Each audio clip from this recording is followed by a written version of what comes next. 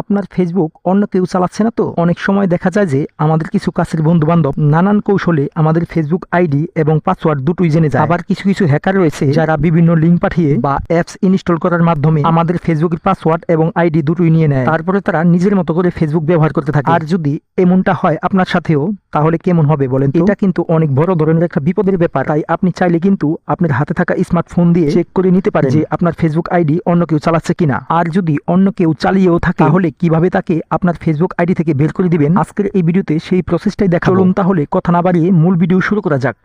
এর জন্য আপনাকে প্রথমেই ঢুকে যেতে হবে আপনার ফেসবুক প্রোফাইলে। আমি ঢুকে গেলাম। এখন এই যে উপরে দেখতে পাচ্ছেন 3 ডট আইকন, এখানে ক্লিক করতে হবে। আমি ক্লিক করলাম।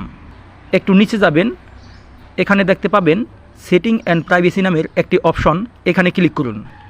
তারপর আবার দেখতে পাবেন এই যে সেটিং, এখানে ক্লিক করুন। এখন দেখতে পাবেন পাসওয়ার্ড এবং সিকিউরিটি, এখানে ক্লিক করুন। আবারও পাসওয়ার্ড অ্যান্ড সিকিউরিটি নামে এখানে ক্লিক করুন। এখানে লেখা দেখতে পাচ্ছেন where you are log in, এখানে ক্লিক করুন।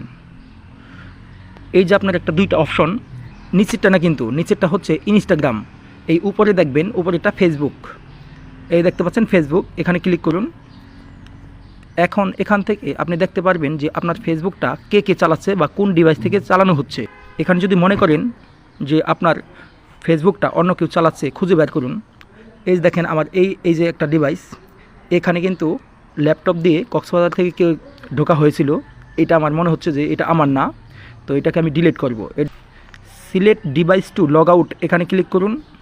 এখন আপনি এখান থেকে সিলেক্ট করবেন যে আপনার কোন আইডিটা এখান থেকে আউট করতে চাচ্ছেন বা বের করে দিতে চাচ্ছেন, এটাকে সিলেক্ট করবেন। ধরেন এটা আমার ডিভাইস না, আমি ডিলিট করে দিব, এর জন্য এটাকে আমি সিলেক্ট করব। সিলেক্ট করে দিলাম। এখন এই যে দেখতে পাচ্ছেন লগ আউট, লগ আউটে ক্লিক করুন। লগ আউট,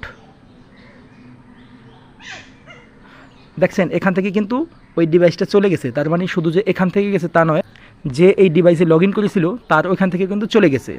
এইভাবে আপনি আপনার ফেসবুক সুরক্ষিত রাখতে পারেন। যদি ভিডিওটা ভালো লাগে তাহলে অবশ্যই লাইক, কমেন্ট এবং শেয়ার করে দিন।